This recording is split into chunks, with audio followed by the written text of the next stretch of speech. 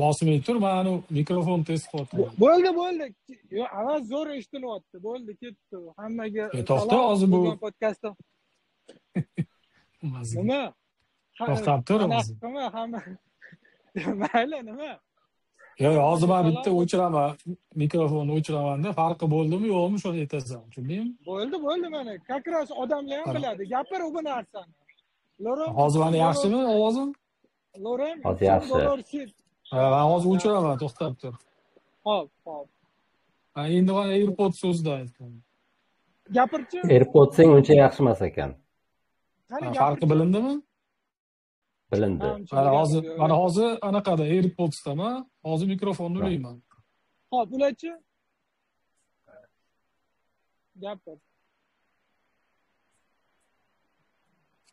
Gapir, nima gaping bor deysanda.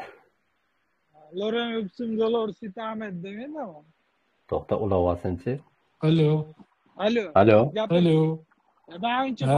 Farqi bo'ldimi? Men farqini sezmadim. To'xta, ko'proq gapirdi. Ya, men hozir bundan oldin gapirganimda mikrofon ulanmagandi. To есть receiverni anaqaga iPhone'dan sug'urib qo'ygandim, AirPods so'zga gapirgandim. Hozir endi mikrofonni uladim. Mikrofonni gapiryapman hozir. Anaqa bor, nima dirlayaptimi? Ovozing silishgan bola. Mayli. Boyagisi nima edi? AirPods'ni o'zida gapirganingda baribir uni qanaqadir noise cancelling narsalarni oraga tushib qolyaptimi? Shu ovozingni uzib qo'yatdi sal. Hozir endi uzilmayaptimi? Hozir yaxshi. Yaxshi. Mikrofonga gap yo'q. Yaxshi. Lekin bilmadim shu mikrofondanmi yo'qmi? Mayli. Ovoz nechinchi soni? 72. 73 emasmi? 72. 71dan keyin 72 keladi-yu. Bo'ldi. 7 kare 7 72 midi? Nechi edi? 7 kare 7 25. Yo'q, nimadir nechtasidir anaqa bo'lardi. 70. Bo'ldi, yaxshi 70. Hozir. 1 2 3. Bo'ldi, yaxshi eshitilyapti. Nimadingda? To'ylarda shunaqa qilaman. Ya, to'ylarda ras bilan anoni pastki diapazonlarda bunaqa deyish kerak mikrofonga. Qara, men esingda bo'lsa, saramonik to'g'risida men o'tgan safar emas, oldin aytdim. Men bitta bolalarga eshittirdim o'zimizni podkastda. Qasdimog'mi to'g'risida bitta do'kon bor ekan, sotar ekan. O'sha yerda eshittirdim-da. Okey, zo'rku bu. Sizlar anaqa qotdi, nimada yozasizlar deb. Biz shunda oddiy naushnikda, telefonda, kimdir mashinada, har xil hamma joy. Yo, yaxshi eshitilyapti. Unda seni men bu naushnikingni sotib olib turib, taqib yursam, qanaqa bo'lasan? Yo'q dedi, farqi bo'lmaydi. Sababi siz xonada o'tirsangiz, gulishit qilingan xona bo'ladi-yu, spitsalni devorlariga yopishtirilgan. Ana o'sha joyda bilinadi. Lekin hozir любой professional mikrofonni ko'tarib, mana bunaqa yurib gaplashsangiz, farqini sezmaydi deb aytdi. Men hozir sezayotganim yo'q-da. Odamlar ham hozir nolimayapti shekilli, ovozinglar yomon deb. Yo, noliydigan odam. Nimani sizlayapsan? Tushunmadim. Avvalgi mikrofoni qanaqaligini bildingizku? Bu pin mikrofonmi yo katta radio stansiyadagi mikrofonmi? Qanaqa u? Pin qiladigan petlichokka o'xshagan, qasal to'g'richi. Hozir rasmini tashlayman. Ovozini o'zgarayotganini bilayotganim yo'q lekin. Yaxshi. Nima gaplar endi? Nima bo'ldi Sherchaka? Amazon birinchi yaqinimizdagi nima aytaylik, mikrofon olishga birinchi qadam qo'yilibdi, test qilyapti avval mana. Agar bunisi o'xshamasa, boshqasini test qilib ko'ramiz. Bo'ldi, yaxshi. Endi qachondir 100-sonlarga yaxshi mikrofonlarga erishsak kerak. Yaxshi. Sen Amazonga gapni olib qochib ketyapsan-ku, lekin ana tashladim rasmini tashladim. Sheshtaga mashinamni yurdirdim. To'xta, hozir 2-3 ajendada gap bor, muncha shoshasan. Tak. Yo'q, bir soatdan keyin. Buni oti Saramonik ekan. Ana bu nimami? Charj qilib batareykada ishlaydi. zaryad qilib charj berishim qilib kerak. olasan bir marta. Anaqa bir marta charj qilib olasan, menimcha 4-5 soatga yetsa kerak. Shu o'sha 4-5 soatda 4-5 soatlarda charji tushib ketaversa, buni salohiyati ham tushib ketaveradimi yo o'lguncha yaxshi nima berib turadimi? Batareya zaryad o'lguncha. O'lguncha hali ishlab ko'rganim yo'q, endi birinchi marta ishlab turaman. Menga qiziq nimasi qiziq? Chunki batareykani o'sha zaryadi kamayib ketaversa, u ham o'sha zaryadni nima deydi, yaxshiroq ishlatay deb sal ovozlarni nima deydi, sal ekonom qiladimikan o'zini nimasini, salohiyatini qanday? Qanaqa? Men ham lekin bilmayman, o'qimaganman bu haqida to'g'risi. Sakraz yaqinda men televideniyega borib intervyu berdim, o'sha payt anaqa bo'ldi. Unda orqamga remenimga mikrofon taqdi-da. O'sha qistirib qo'ydi-da, короче, как раз petnichga berdi. Okay. Masalan, bolalar hali nima olmabsan-da, masalan sekin. Shu joydaligidan foydalanaylik, chunki bular chiqib ketishi mumkin ishlari nima tufayli. Seni tabriklaymiz. Rahmat. Yangi unvonlaring bilan butun jamoangni seni. Nima bo'ldi o'zi? Nima bo'ldi? O'shani aytib ber, televideniyaga nimaga chaqirishdi? Shulardan bir bahs etsang. Oldin nima anaqa qilding? Nima bir bola olding-ku? Yo'q, 1 litr yog' berishdimi? Bir-biri bilan bog'liq. Yo'q, yog' berishmadi, hozir aytaman. Eng kam ish haqini 50 barobar adashmasam. 50 barobar to'g'risida mukofot berar ekan. Endi bilmayman, necha pul bo'ladi? Nima mukofot beradi? Kishi boshigami yo butun jamoagami? Yo'q, endi podkastlar paytida ham bir eslab o'tamiz. Biz o'zbek tilini rivojlanishi uchun endi bir ikkita endi sizlar bilasizlar, imlo, izoh, sinonim, latin.uz, keyin sarlavha.com degan endi loyihalar bor-da, hamma o'sha o'zbek tilini rivojlanishi uchun xizmat qiladigan endi entuziast odamlar bilan birga qilganmiz-da, bir ikkitasini. Ana o'shalar jonajon o'zbek tilim degan tanlov e'lon qilinibdi-da, o'sha har yili bir marta bo'lar ekan, o'sha o'zbek tilini rivojlantirish departamenti tomonidan, bu davlat fondi organizatsiyasi, tashkiloti. Ana o'sha bizani shu loyihalarimizni nima edi, g'olib deb topdi, bizga berdi, xursand bo'ldik. O'sha to'xta, sizlar o'zi qanaqa qatnashuvdinglarmi, apply qiluvdinglarmi, zaявка qilib berib, yo o'zi просто tanlab oldinglar? Yo'q, qatnashuvdik. Endi qatnashganda bizga xat yozdi. Men endi yengil edi. Oynami degan uzdonbor anaqa bor ekan, bir Novostnoy saytimi, bittasi tashab qoldi. Senlar o'zbek tilida narsa qilib yurasanlar. Xat yozib yubordi-da, endi men yozib yubordim. Salani. Agar o'zbek tilini nima edi, o'zbek tilini o'sha rivojlantirish uchun qilayotgan loyihalarni ko'rayotgan bo'lsang, bizani proyektlarni eshitgan bo'lishing shart deb yozdim-da. Sal kinoya bilan. Do'q qilib yozding. Sal kinoya bilan. Endi bilsang kerak deb. Endi bold qilib yozdingmi? Bold. Yo'q, bold yozding. Yo'q, undoq belgilar rosa ko'p qo'yib. Emphasize nima derdi? M bor-ku tekshirishdagi. M ga qo'ydingmi?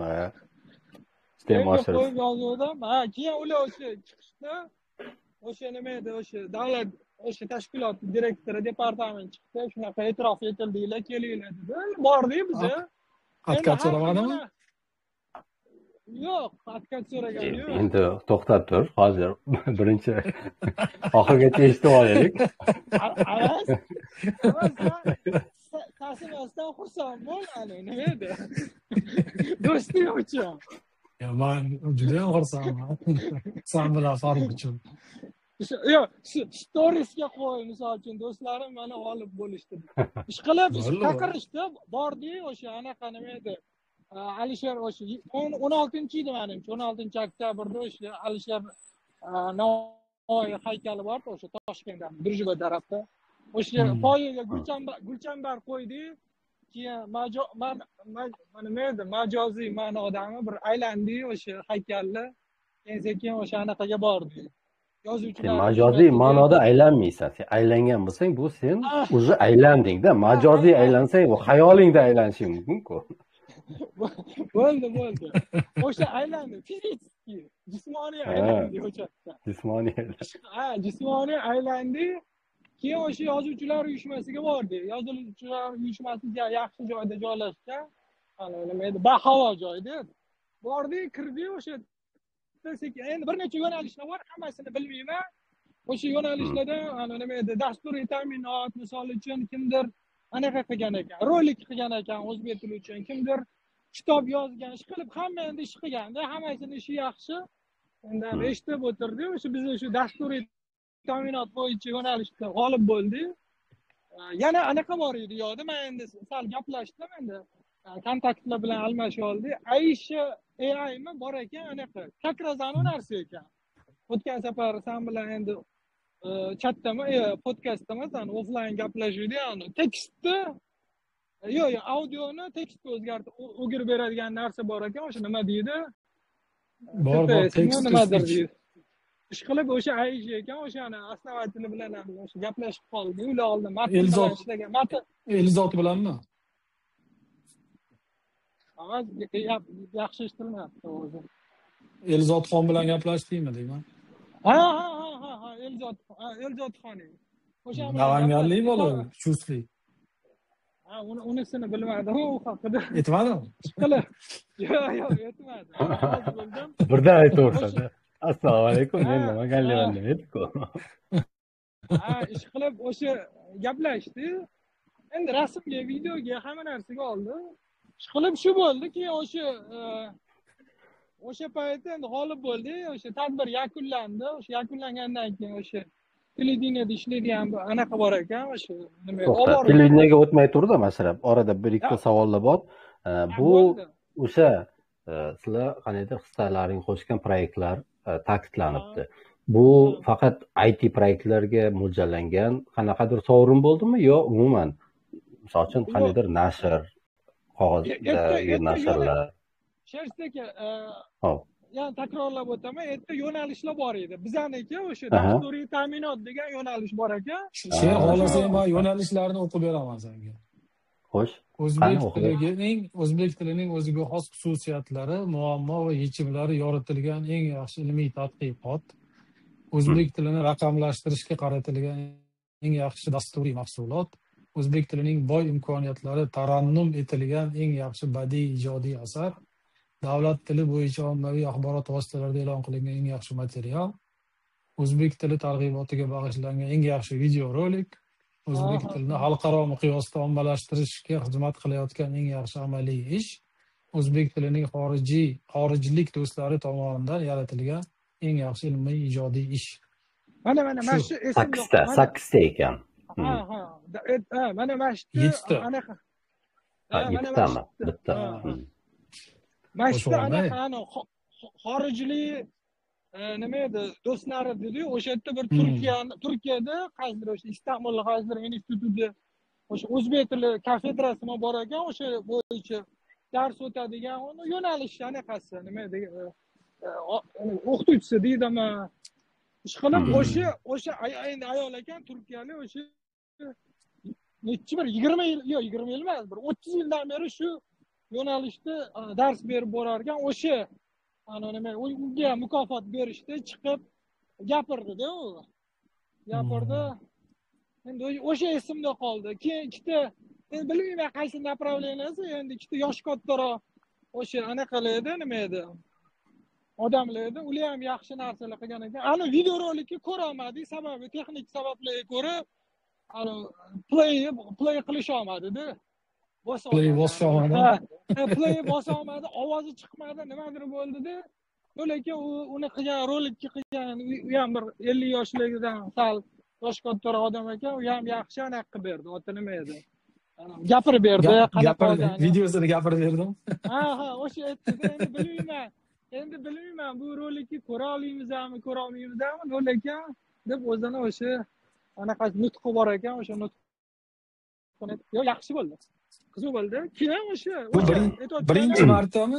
Masalan, bu birinchi marta o'tkazilishimi yo har yili bo'ladi? Birinchi marta o'tkazish ekan, o'sha departament direktori ham chiqdi, ozmi ko'p bo'lsa ham qanaqadir qiziqish bo'lsin o'sha yerda nima edi, o'zbek tilini rivojlantirish bo'yicha deb endi o'sha prezidentni ham har xil joylarda tepa baland minbarlardan turib o'zbekcha o'sha gapirganlarni ko'rsatdi. Undan hozir anaqa ketyapti-yu, endi o'zbek tilini rivojlantirish bo'yicha.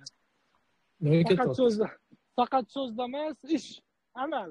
Faqat so'zda emas, amalda ham bo'lyapti-da shu narsa. Shularni aytasizlar dedimi?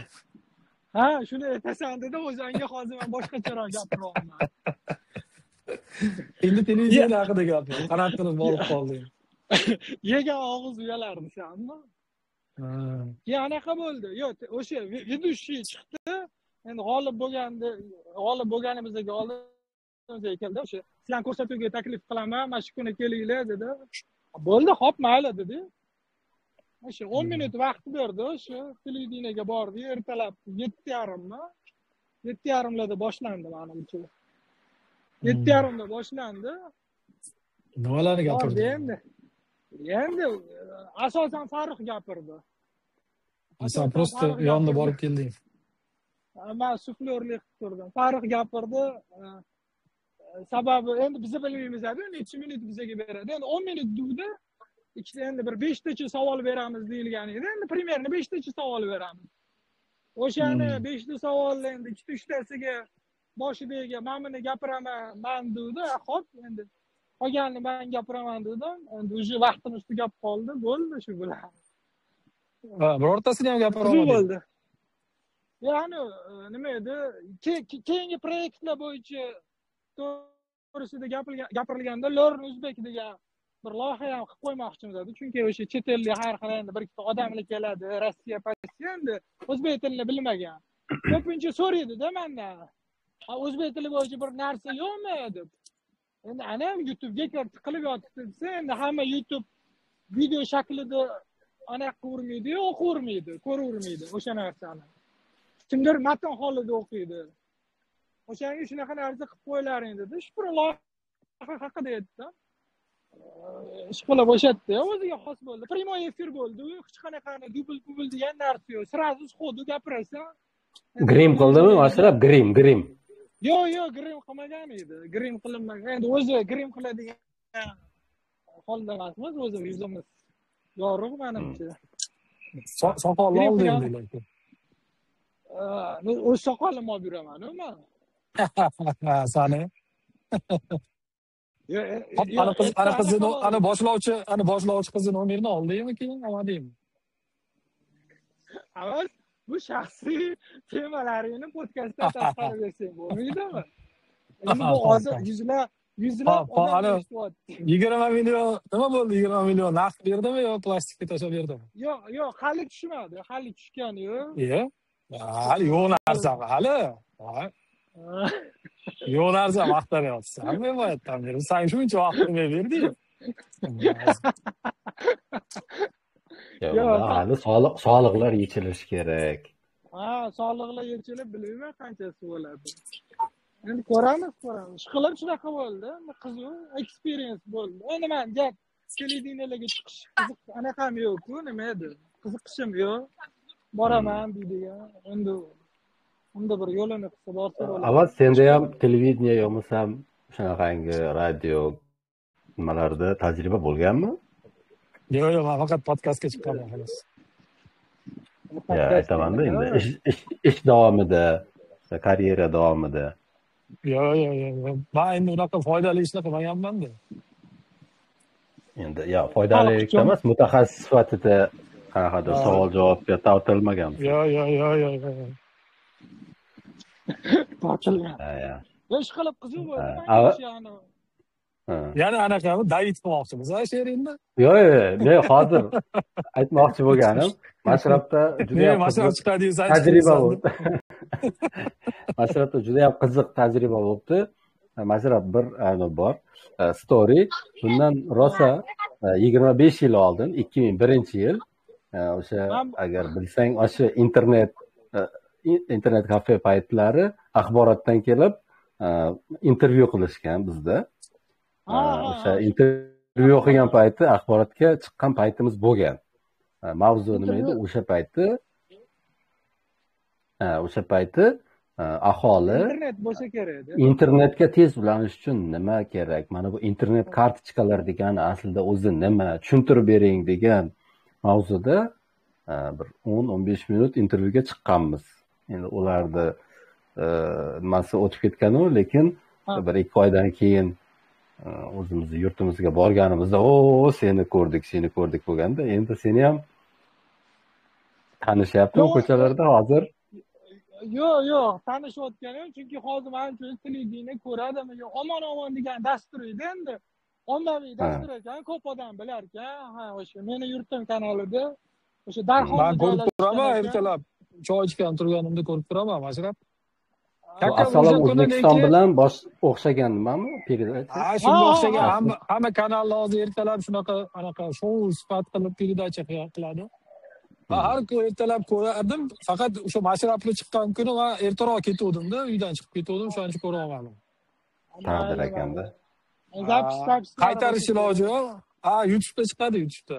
Sen avval Farruxga aytgan, Farruh ana streamni qatladandir men topaman deyotdi.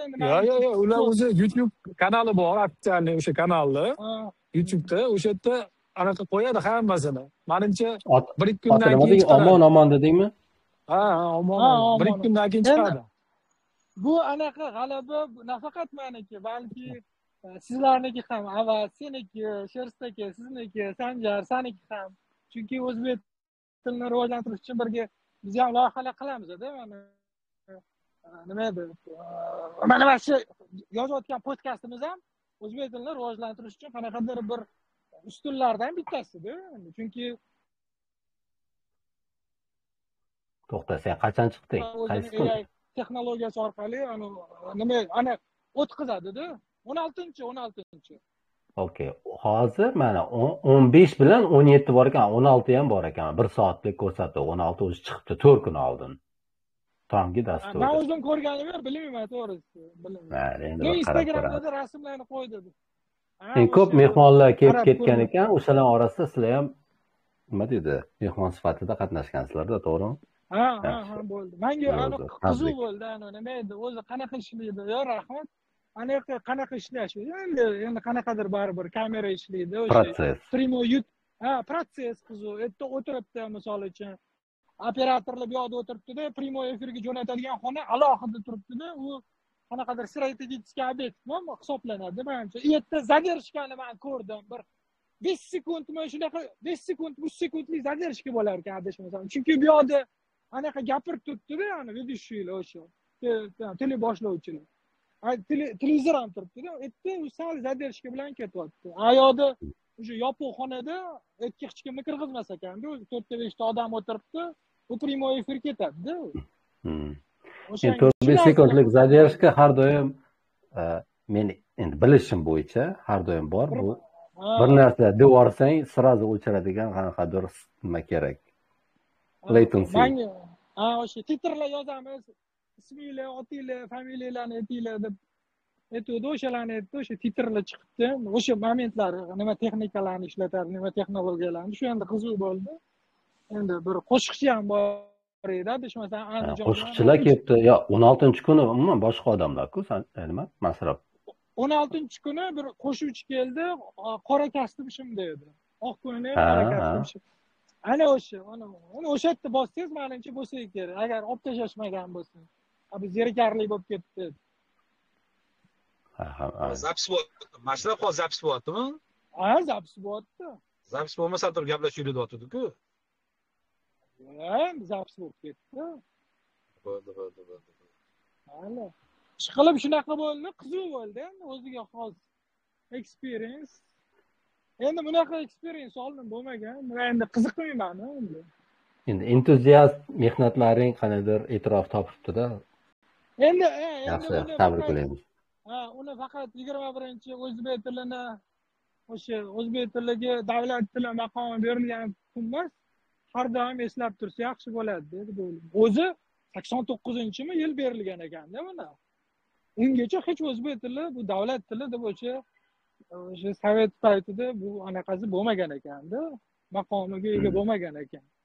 Endi men uni qaradim o'sha nimaga o'sha ChatGPT bilan gaplashish, nimaga shu yilgacha o'zbek tilida beriladi. Endi har xil o'sha endi siyosiy har xil momentlari bor ekan, o'shanga berilmagan ekan. O'sha misol uchun kattaroq tepada ishlayman desang, обязательно rus tilini bilishing kerak, shart. Rus tilini bilmasang, hech qayerga bormaysan, Moskvaga xat yozadigan bo'lsa. Ish qilib shu paytgacha endi bir qanaqadir anaqa bo'ldi-da. Mashrab qara, endi o'sha ko'rsatuv davomida boshlovchilar balki savol bergandir, endi hali ko'ra olmadik biz. O'sha hamma narsani tushuntirib, qanday boshlangan, nima qildilar, qanday bo'lyapti va bundan keyingi rejalar qanday deb so'ragan bo'lishi mumkin. Bundan keyingi rejalar o'sha tilni bu berishdi o'sha bundan keyingi rejalar o'shani learn uzbek degan o'sha chet ellik o'zbek tilini o'rganmoqchi bo'lgan odamlar uchun qanaqadir bir oldin razgovorniklar bo'lardi-yu, misol uchun ingliz tilini o'rganaman, chet elga borsa, misol uchun salom, xayr, qornim ochdi, taksi qayerda to'xtaydi deb mana shunaqani ingliz tilida. O'shanaqa narsani hatto qilib qo'yishdi, misol uchun kelgan odam mana ko'rsang bo'ladi deb, mana qulay qilib turib ishlatishga ma'lumki, mana shunaqa bir ideyalarimizda bir rejalardan bittasida amalga oshirmoqchi bo'lgan shu. Bu razgovornik bu chet ellik aytaylik o'sha O'zbekistonga sayohatga kelgan, balki boshqa yumush bilan kelgan odamlar o'zini dardi, qanaqadir o'zi yumushini lo'nda tushuntira oladigan qanaqadir shunaqa yordamchi sifatida mana shunaqa narsa qilmoqchimiz, SEO optimizatsiya uchun. Keyin qanaqa boshlangani, bu o'zi tasodifiy qanaqadir boshlangan. Endi o'zbek tiliga endi qiziqamiz, endi o'zbekmiz, o'zbek tilini bilamiz, o'zbek tilida anaqa o'qiganmiz, o'sha kitob, boshqa narsalar mutolaa qilib turamiz. Endi asosan o'sha o'zbek yozuvchilarini tasodifan boshlangan. Bu asosan Farruxda ko'p savol bo'lardi. Farrux menga yozaverardi. Bu bunaqa yoziladimi, bunaqa yoziladimi? Keyin davay yaxshisi sayt qilib qo'yaylik deganmiz edi. Bizani o'zimizni og'riqli nuqtami bo'lganda. Keyin shu sekin-sekin o'sha qarasa, bu og'riqli nuqta boshqalarda ham bor, boshqalar ham foydalanyapti. O'zi odatda servis startaplar ham shunaqa qilinadi shekilli. Nima edi, mana shunaqa momentini topadi, o'ziga noqulay bo'lgan narsa. Sekin-sekin bu narsa boshqalarda ham bo'ladi. Yana bitta nima bir savol bor. Savol endi sizlarning o'sha Farruh bilan birga qiladigan proyektlarning orasida o'sha tilga aloqali proyektlardan tashqari ism.uz degan ham bor. Sizlar o'sha ism.uz orqadagi analitikaga egasizlar. Qaysi davrda o'sha ism.uzga murojaat kuchayadi degan qanaqadir pik davrlar bormi yo har doim har xil? U deyarli butun yil davomida bir xil. Deyarli butun yil davomida bir xil bo'ladi. Mana bu imlo izohlar bular yozda sezoni bo'lmaydi. Qo'polroq qilib aytsak, chunki yozda hech kim foydalanmaydi va hamma dam olishda bo'ladimi? Kamroq bo'ladi. Boshqa kunlari boshqa oy, boshqa o'sha sentyabrdan maygacha juda ko'p bo'ladi. Ismga o'rtacha bir kuniga o'sha 5000 ta, 5000 ta emas, bir 7-8 mingta anaqa bo'ladi, host bo'ladi. Eng ko'p o'sha O'zbekistondan keyin Rossiya, keyin Germaniya, Koreya, Amerikadan odamlar ko'p kiradi. Endi O'zbekistonliklar qayerda bo'lsa, ancha o'shadan kiradi. Tushunarli. Shunaqa endi bir qiziqishda endi bu narsa o'shani o'zimizda ham shunaqa, sizda ham, Avazda ham, Sanjarda ham bu narsa o'zi qiziqamiz, ya'ni entuziastmiz-ku. Shu narsa bor. Kompyuter titib, o'shanga bu narsa qanaqadir bir biz uchun osonga o'xshaydi. Aytgan o'sha tili boshlovchi ham savol berdi. Boshingiz ochib ketmaydimi? Miya og'rib ketmaydimi deb o'sha qiyin emasmi deb. Yo'q dedi, biz uchun o'zi odam qiziqqan narsa bilmaydi-yu, uni anaqaligini. Hobbi bo'lsa bu. Qiynalmaydi ortda, qiziqqan narsa. Qiziqmayman, o'tiramizku, siz bilan misol uchun React bo'yicha millionta savol bo'lsa berib o'tiraman. React nima bo'ldi, React pistonchi bo'ldi deb. Qilib shu, yana bir bor o'zbek tiliga davlat tili maqomi berilgan kuni bilan tabriklayman hammani eshitayotgan odamlarni ham o'zimizni ham. Seni ham tabriklaymiz. Nasib qilsa o'sha nima deydi, mukofotlaring shotingga tushganda aytasan, osh-posh berarsan endi. Bo'ldi. Yaponiyada bir kunga gastritsaga yetsa kerak endi. Hazil. Ja, unaqa emas. Yo'q, hazillashamiz. Ishqilib shu avaz ketdimi deyman. Avaz chiqdi, ha. Mayli. Sen charchetdami? Masalan, sen ham 1 soat vaqtim bor devding, где-то 15 minutlar qoldi. Mayli. Shersdagi endi texnika Amazonda nima bo'ldi o'sha? Mayli, shersdagi anaqa bo'yicha Amazon bo'yicha. Shersdagi endi ITga bog'liq podkast. Shersdagi men kecha savol beruvdim endi ma'lumcha podkast tinglovchilarga ham qiziq bo'ladi. Shersdagi Amazonga o'sha Glacier degan servisimi bor ekan, S3. S3 Glacier bor, ha. O'sha yerga men rasm upload qilsam, keyin rasmni download qilsam, rasmni o'sha rasm olingan kun o'chib ketyapti. O'chib ketmayapti, download qilgan kunimga o'zgarib qoldi. Shuni bir qanaqadir yo'li yo'qmi? Chunki bu qara. Senga ikkita nima bor? Nimaga Glacier deyiladi? Glacier o'zi nima degani bilsam? Yo'q, siz aytavering. Muzlik degani bu. Muzlik mana bu millionlab yillab muzlab yotgan muzliklar ana shu glacier deyiladi-ku. Demak, bu S3 ni bu shunaqangi storage optioni.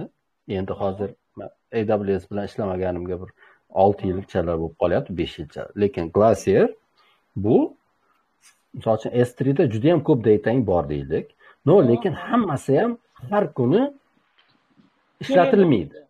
Kerak bo'lmaydi. Agar misol temporal data desak, temporal deylik. Temporal degan bu vaqtga bog'liq uploadlar bo'lgan bo'lsa, chunki aytaylik seni dashbordingda userlaring 3 oy ichidagi narsani faqat ko'ra oladi deylik. 3 oy oldingi narsa bo'ldi. O'chirib yuborsang ham bo'ladi masalan. Lekin audit uchun har xil sabablarga ko'ra sen o'shani S3 da saqlab o'tiraverasan-da. Masalan aytaylik. O'shanaqangi narsalar cold data deylik, cold. Sovuq datani Glacier nimasiga o'tkazib qo'ysang, u kamroq pul ishlaydi sen uchun. O'sha turgani uchun S3 da saqlanib turganligi oddiy. Endi hozir men nimalarni, planlarini bilmayman anig'ini. Lekin S3 oddiy S3 da saqlanib tursa, 1 kilogrammi 100 ming so'm bo'lsa, Glacierga o'tkazsang 1 kilogrammi 1000 so'm bo'lishi mumkin, 100 so'm bo'lishi mumkin-da, tushunyapsan? Shunaqa. Meni o'sha tushunganim o'sha oldindan. Hozir sen aytayotgan muammoing nima? Bu muammo misol uchun mana hozir men rasmga oldim. Bugun o'sha 21-oktyabr. Shuni hozir Glacier o'sha cold storage'ga tashab, 10 kundan keyin ko'chirib olsam, mana shu 21-oktyabrni sanasi o'chib ketadi-da. Qachon ko'chirib olsam, o'sha paytdagi sana bilan ko'chiriladi. Ya'ni bu исторически har xil video qotganimda, xronologически to'radikdan tekislayman-da bu narsani. O'sha yoki endi qara. Masalan, bu endi babu object store qilganingda har xil o'zin optionlari ko'p-da, o'sha S3 ga yuborgan payting mana buni shuncha saqlaysan, metadata baribir o'chib ketadi bir haftada yo bir kunda o'chsin deyish mumkin-da. Glacierga nega saqlaydi? Balki ishlatilmasa qadam-qadam o'chib ketaversin. Birinchi metadata o'chsin, keyin o'zi ham o'chib ketsa mayli deb saqlab qo'yiladigan joydir balki. Masalan, shuning uchun API da yaxshilab o'qish kerak, dokumentatsiyani qo'ygandan keyin qanaqa bo'ladi. Endi men o'sha ChatGPT bilan gaplashganimda, anaqa yo'llaridan bittasi dedi, faylni nomiga sen o'sha datani yozgin dedi-da. Yo'q, deyapman-da sen. Glacier'da AWS S3 ni o'sha put object metodi bor, aytaylik. O'sha put objectda qanaqangi metadatalarni qo'ysang bo'ladi. Nimaga ta'sir qiladi? O'zini ofitsialniy dokumentatsiyasi. Hammani sen ChatGPT ga yozavermaysan-da. O'zini ochiqlik tushuntirib qo'ygan joyi bor. Shundan eng konkret javob shardan keladi, menimcha. keyin yana bitta narsani test qildim mana. Rasmlarni upload qildim. Misol uchun o'sha 1-aprelda 2025-yil aprelda bo'lgan rasmni yukladim. Yuklaganimdan nima keyin orqali yuklading? brauzer orqali. Dropboxga ham tashladim. Yandexga ham tashladim. Keyin yana Google Drive'ga ham tashladim. Hammasiga tashladimda yana ko'chirib olsam o'sha 1-aprel data reset bo'lib ketyapti. O'chib ketyapti-da. O'sha yuklab olgan kunim yozilyapti-da u. Telegramda endi qarada, u senga oddiy nima desam ekan, consumer emas-ku, qanaqa fotolaring saqlaydigan bir Yahoo Photos degan narsa emas-da. Object storage. Chunki o'sha aytaylik AWS console ishlatgan payting, upload qilganingda hamma download uchun hamma metadatani o'chirib yuboramiz bizlar degan narsasi bo'lishi mumkin. O'qib ko'rish kerak-da uni dokumentatsiyada. Chunki aytaylik kimdir misol uchun qochib yuribdi-da, bir boladan keyin Afrikadan bunday qilib qo'ydi, o'sha Afrikadan qo'yganligini birdan bilish mumkin, download qilsa bu yoqdagi, aytaylik Yaponiyadagi admin, to'g'rimi? Endi har xil narsasi bor, shuning uchun metadata qanday saqlanadimi, yo'qmi, o'chiriladimi? Dokumentatsiyada yozilgan. Endi ana variant keldi, kecha yozdim o'sha zip qilish o'sha nechidir mingta rasmni zip qilib, zipni yuklasiz, zipni ichidagi turaveradi, bu yoqni o'chi aniq qiladi. Zip qilingan fayllar datasi reset bo'ladi. Endi shuni keyin uni Google'dan qidirganimdan keyin Twitterda ham chiqib qoldi uni. Shunaqa bo'ladi-yu, xuddi Big Dataga o'xshab. Qara, masalan, upload qilgan datang hech qachon o'zgarmaydi. Upload qilgan datang create date bu. Obyekt yasalgan payti. Lekin o'sha rasming o'zi qachon fotografiya deylik, o'sha aprelda olinganmi, 2010-yil olingan rasmi, u metadata. Xo'p, o'sha metadatani aytaylik S3 Glacier bo'ladimi? Qanday foydalanadi? O'chiradimi yo yo'q qiladimi? Download qilganda faqat o'chiradimi? Aytayapman-ku, yana ham dokumentatsiyaga qarash kerak. Bo'ldi, o'shani qarayman. Chunki endi bu narsa endi har doim emas-ku. Bir kerak bo'ladi, o'shani so'rayman. Qilib shunaqa gaplar. Mayli, yana nima texnologiya IT olamida yangilik bo'ldi. Amazonga nima qildi ishlasizlar? Amazonda eng katta regionda qanaqadir muammo bo'libdi. Mana ichiga kirib o'tirmadim. Birinchi sezganim o'tgan kuni bolalarim nimasini olib keldi. Nintendo aytayapti, "Men bu o'yinga kira olmayapsiz" dedi. Unda statusga qarayman. Ularni servisini status page ham hammasi okey deb yozyapti. Keyin bir kundan keyin bildik, shu Amazonda qanaqadir outage bo'libdi, muammo bo'libdi. Qanaqa muammoligini bilmadik-ku. Sizlarga ham yozganimdek, Amazonda infrastrukturini eng zo'r biladigan odam shu bitta odam bor ekan. U o'zi yaxtada yashaykan. Yaxtada yashaykan, nimasi internet постоянно bor ekan.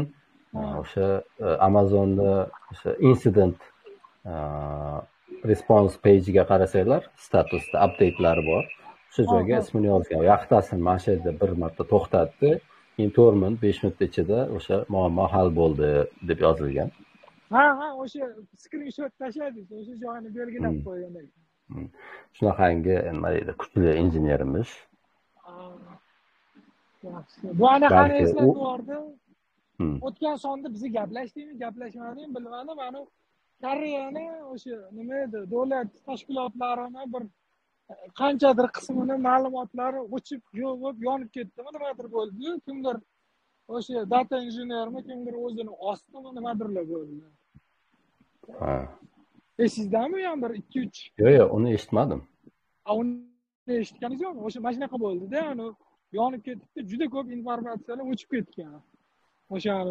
O'shandan keyin ular endi men o'qidim, bittasi o'sha ekonom qilgan, ya'ni backup данный anaqa-ku, har doim anaqa qilmaydi-yu, sizga kerak bo'lmaydi. Ko'zi har kuni sinmaydi, kunida sinadi-yu. O'sha endi bo'lmasa endi deb yurganda. Endi ko'zani ichiga nima deydi, o'sha sinadigan narsani tosh tiqib qo'ysang, balki sinar, balki nima deydi, qasddan qilingan narsalar ham o'zicha bo'lishi mumkin.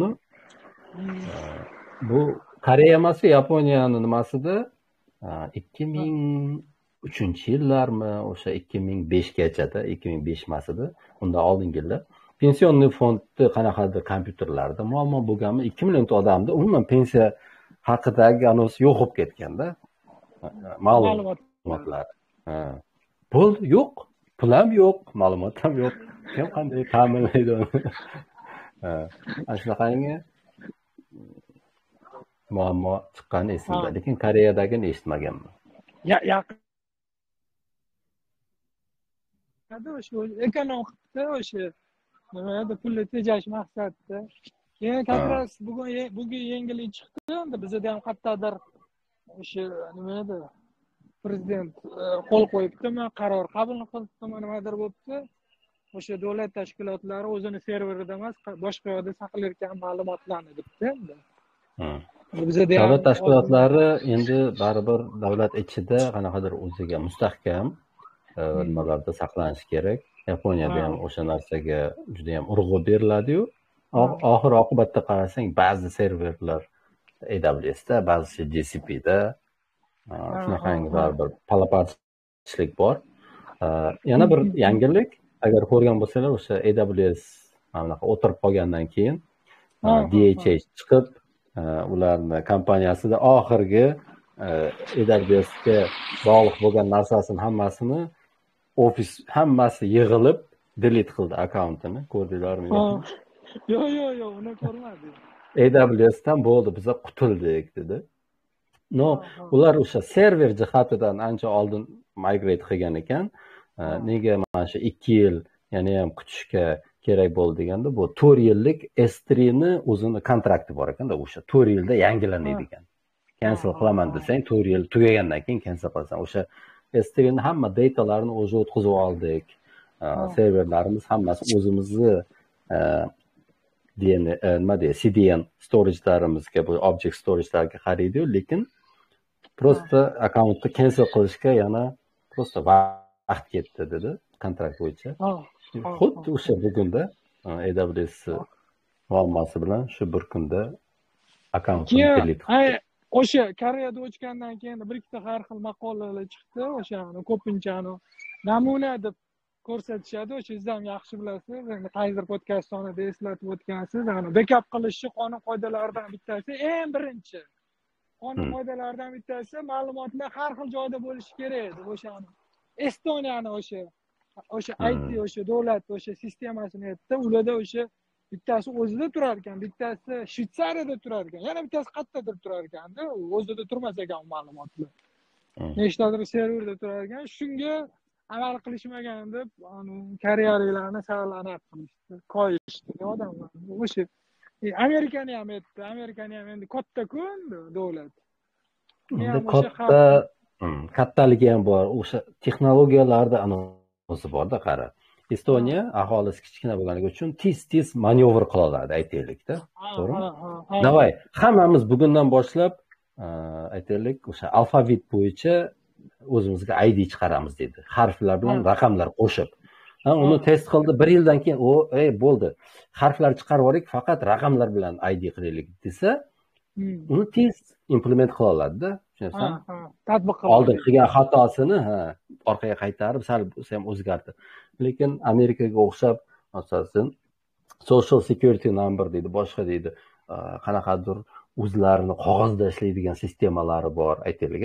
Ular hammasini qanday integratsiya qilaman deganingcha, menimcha bitta odam hayot yetmasa kerak-da yo'qda. Endi o'shani saqlashlar, bittasi o'sha Texasdagi data centerlarda bo'ladi, bittasi u yoqda bo'ladi. Endi saqlanishlar to'g'ri, har xil bo'lishi mumkin. Aytmoqchi bo'lganim o'sha sistemalarni integratsiya qilish baribir prosta davlatning nomi bilan emas, o'sha davlat ichida qanday ishlayapti hozirgacha, u jarayonlar qanday bo'lgan, workflowlarni qarash kerak deyman-da. Lekin shu Estoniyadan juda ko'p misol keltirishadi. Uni o'sha davlat tashkiloti bor, bizani MyGovga o'xshagan. Lekin bizani MyGov ham juda o'sha Estoniya yaxshi dunyoda birinchi o'sha electronic citizenship olsang ha bo'ladi. hmm, 2000mi, 3000 yevro bilan ha Estoniyani digital citizen bo'la olasan. ha ha EUni har xil beradigan preferensiya deymiz. Mana bu ha o'zini qulayliklaridan foydalanish mumkin. Lekin hammaga ham tarqalmasu. Lekin shu borada Estoniya judayam yuqorilagan. dizayn taraflaridan o'sha saytlarni firmaning stillari ham zo'r edi, guideline'larni. Siz bilan ham bir ko'ruvdik shekilli. Ko'k, qora, oqmidi bayrog'i o'sha? Estoniya ko'k qora oq, to'g'ri. O'sha ko'k qora oq edi. Lekin Estoniya ko'k bilan oq, sariq ham aralashadi. Shvetsiyaga yaqinroqda. Ha. Domeni ikkita yeye bo'lardi-da, to'g'rimi? Yeye bo'lardi. Yaxshi. Yana nima anaqalar bo'ldi sherdagi? Ana Yaponiyaga to'xta endi. Hozir 1 soatdan oshib ketamiz, lekin qara, bugungi ajendamizda 1 soat rovno bo'ldi sen bilan. 1 soatga kira olaman deganing. Hozir zapis ko'ring, ha. Necha minut bo'libdi? 15 minut bor ekan sherdagi hali. Okay. Bo'lmasam qara. Ajendamizda birinchi o'sha sizlarni proyektlaringni taqdirlovi edi. Keyingisi o'sha proyektlarning kelajagi, keyin erkin mavzu. Hozir sen aytayotganing, nima so'rayapsan Yaponiya haqida? Endi Yaponiya emas, o'sha IT nima edi? IT olamida o'sha bizning podkastga yaqin yana nimalar bo'ldi o'sha? Podkastga yaqin. Masalan, konferensiya bo'ldi. Konferensiya bo'ldi, to'g'ri. Yo'qda hamma har xil fikrlar o'sha konferensiyadan keyin mana bu narsa zo'r ekan-ku dedi. Yana ham o'sha men kutganday Remix 3 degani umuman boshqa narsaga aylanib ketyapti. Mana shunaqangi anaqa bo'ldi, lekin bilmadim. Twitterda hamma yozgan, endi hamma degani ularni o'sha tajriba darajasi qandayligini bilmaysan, to'g'rimi? Remix zo'r ekan, yo React zo'r ekan degan bilan u kecha o'rgandimi Reactni yo 10 yildan beri qilyaptimi? Tajriba darajani bilmaganing uchun son bor, sifatni aniqlashga imkoniyat yo'q. O'sha paytda sizga murojaat qilib turaman, o'sha Takras Remixni o'sha o'zgargan nima reaktor o'tirib bo'libdi. Nimadirlar bo'lib ketganini ko'rib, endi o'ziga ham yozdim shaxsan. O'sha to'g'ri maslahat bo'libdi dedim-da. Keyin reaktor bitta remarka. Davay. Bitta anaqa hozir ma'lumotlarni saqlash bo'yicha gapirib o'tib ketdinglar-ku. Ha. Lokalniy saqlash bo'yicha. Shu juda ham anaqa temada bu, og'riqli temada bu bizda. Bu juda haligi kengroq mavzu, shuning uchun keyingi podkastda shuni eslatib qo'yaylik, shuni bir gaplashaylik. Shu juda anaqa aktual anaqa. Yaxshi eslatding. Keyingi podkastga o'sha mavzuni kiritishimiz kerak. Birinchi navbatda bizni texnik bazamiz o'shani ta'minlaydigan infrastruktura yaratilganmi? Aytaylik, davlat strukturalar har xil servis yaratishi mumkin, to'g'rimi? Lekin davlat tarafidan talab bo'ladi, hamma ma'lumot davlat ichida qolsin degan. Xo'p, storage'ni kimdir ta'minlab bersa, lekin o'sha storage'ga API'ni kim qilib beradi?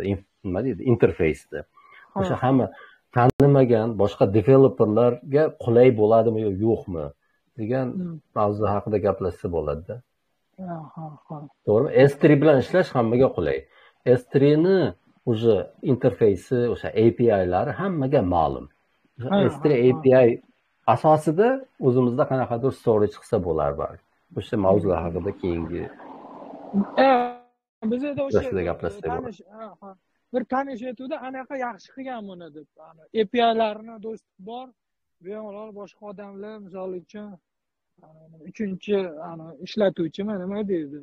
Uchinchi shaxs deydi. Mana soliq sistema yaxshi qilgan ekanda bizda, misol uchun API do'st berar ekan, registratsiya olganingizdan keyin o'zingiz qanaqadir servisni qilsangiz bo'lar ekan. O'shanga ham adashmasam Didoxmi, o'sha Didox shunaqa servislar bizda bor ekan, ishlayapti, rivojlanyapti deb aytuvdi-da. Mana soliq sistemasi yaxshi qilgan ekan shuni bizda. Soliq qo'zma, nima deyiladi?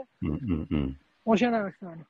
Endi hozir ana Dimet degan nima edi? Elektronniy anaqa bo'ldi. Endi yaqinda anaqaga chiqdim, poliklinikaga chiqdim. Oldin dorini retsept yozib berardi, anaqaga. Qog'ozchasi bo'lardi, o'sha qarasam kompyuterda yozyapti. Har doim bu qog'ozda yozardi. Desam, yo'q, hozir anaqa bo'ldi dedi. Nima edi? Ana har xil hozir degani esa qanaqadir xususiy klinikani aytyapsan? Yo'q, xususiy klinika emas, davlat. Poliklinikaga chiqqan o'sha, markaziy poliklinikaga chiqsam o'sha qabulda bo'layotgan paytimda o'sha Wordda yozyapti endi u Wordda yozib o'chirib yubordi-yu. O'sha, Wordda yozyapti, nimaga Wordda yozyapsan desam, anaqa dedi, oti nima edi? Ana har o'qig'lar bu yoqqa kirmaydimi? Yo'q, o'qig'isi bor.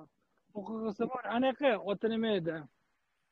Anaqa endi har xil firmalar bor-da, o'sha keladi, mana shu dorini yozing, shamollash bo'lsa, o'sha mashina ostidan shuni yozib bersangiz, mashina odamlar oladi deb.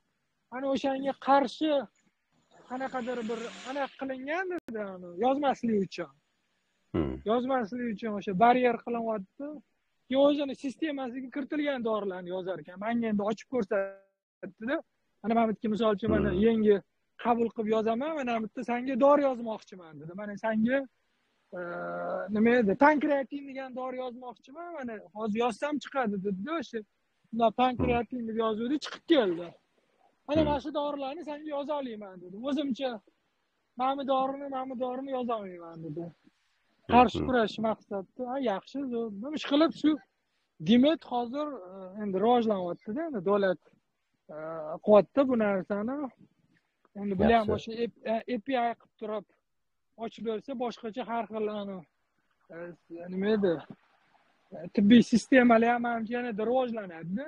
Endi Dimetni dizayni hamma joyga tushish anaqasi nima edi? Interfeysi to'g'ri kelmasligi mumkin-da.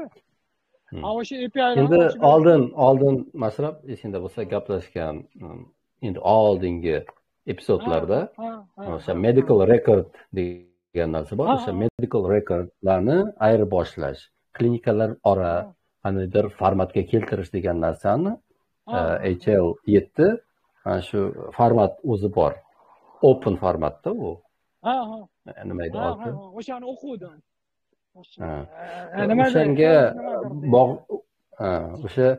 Shunga to'liq rioya qilgan holatda u servis qilaman desang, u miyang achib ketadi. Qandaydir bitta kichkina narsadan boshlash kerak-da, lekin chunki ular u spetsifikatsiyani qoidasi ham ko'p. Misol uchun ba'zi narsalar O'zbekiston miqyosidagi klinikalarda appointment mana bu boshqaruvga to'g'ri kelmaydigan narsalar bo'lishi mumkin. Misol odam bir marta yozildi. Nimaga yozildi? Hamma joyda ham yozilmaydi-ku, shunday to'g'ri eshikdan kirib kelaveradi ko'pchilik, to'g'rimi? Masalan. Eshikdan kirib kelish bu emergency deb hisoblanishi mumkin balki. Shunaqa nyuanslar bor. Hammasini to'g'ri qilaman desang, juda ham qiyinroq, lekin shunaqa nima deydi? Patsientlar MR medical recordlarni ayirboshlashda to'g'ri qanaqadir bir xil tushuna oladigan formatga keltirish ustida ko'p ishlaganda odamlar. Lekin o'sha mashina narsa men Dimetni bir yil bo'lmadi-yu, bir yarim yil bo'lib qoldi примерно men kirib qaramni. Lekin o'sha ishlashyapti, yomon emas. Chunki o'sha nima edi, doktorlar ham yozadi. Даже adashmasam yangi o'sha lavozimni nima deydi? O'sha ham tatbiq qilindimi, e'lon qilindi. IT medsestrami, IT hamshira deb. O'shanaqa IT degan просто hamshira bor edi-yu. Hozir o'sha IT hamshira ham bor o'sha. Endi apparatlarni ishlatish uchun Echo boshqalar. Yo, emas, u narsani o'sha ma'lumotlarni kiritish bo'yicha, misol uchun, balki doktor yosh katta doktor kirita olmasdi uni. Qo'shimcha o'ziga yordamchi assistent qilib oladimi. Ishqilib mana shu tarafda ham shu yo'nalish bo'yicha ham yaxshi ketyapti. Endi o'sha ochilib qaysidir firmalarga API dostuplarni bersa, yanada yaxshi bo'ladi-da menimcha. Yaponiya tajribasidan bitta senga shu sohada aytishim mumkin. Mana bu klinikaga, tekshiruvga, boshqaga boramiz. Keyin oxiri, misol uchun qanday tekshiruvdan o'tgandan keyin glavvrachni oldiga hamma kiradi. Glavvrach sen bilan ozginagina bo'lsa ham suhbat o'tkazadi-da, o'sha sendan eshitgan narsalarni qayergadir yozadi. Men har doim o'sha yozadigan kompyuterni ekranda qarayman. Bu Visual Basic'da qilingan Windows'da ishlaydigan programma. Programma bu oddiy bizning veb-saytimiz emas-da, mana bunaqangi formachalar emas. Bitta katta formada, lekin o'sha 4 ta 5 ta zonalarga bo'lingan. U o'zi biladi qayerga nima keltirishini.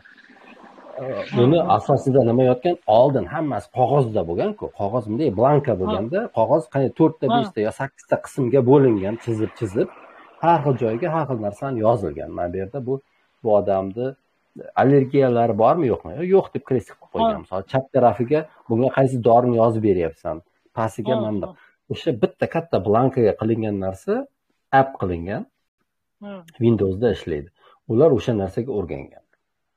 Tushunding? Web map desang hech qachon o'tmaydi-da. Endi aytmoqchi bo'lganim, bularni yangi sistemalarga o'tkazish qiyin.